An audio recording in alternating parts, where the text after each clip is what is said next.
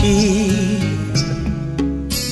সালমান খান ও ঐশ্বরিয়া রায়ের প্রেমের সম্পর্ক এখনও চর্চিত বলিউডের অন্দরে। তাদের মিষ্টি প্রেমের রসায়ন মন কাড়ে নেটিজেনদের। সেই স্মৃতির বুননে ছাপ রয়ে গেছে অনবদ্য প্রেমের সিনেমা হাম দিল দে চুকে সানামে।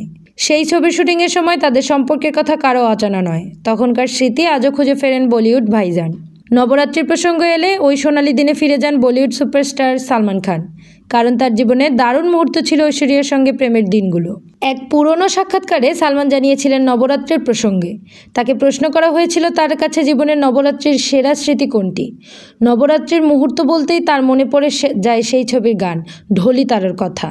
এই গানে সালমান ও ঐশ্বরিয়ার প্রেমের রসায়ন আজও দর্শককে মুগ্ধ করে। সালমান সেই সাক্ষাৎকারে বলেছিলেন, আমার কাছে নবরাত্রির সবচেয়ে বড় স্মৃতি হলো হাম দিল দে চুকে সানাম ছবির গান ঢোলি তারো। 1999 সালে সঞ্জয় লীলা বানসালির এই ছবির সেট থেকেই শুরু হয়েছিল সালমান ও ঐশ্বরিয়ার প্রেম। ছবিটি বক্স অফিসেও সাড়া ফেলেছিল, কিন্তু নিজেদের মধ্যে বনিবনার অভাবে 2001 সালেই ভেঙে যায় তাদের সম্পর্ক। 2007 সালে ঐশ্বরিয়া বিয়ে করেন অভিষেক বচ্চনকে। 2011 সালে তাদের কোলে আসে প্রথম সন্তান আরাধ্যা বচ্চন।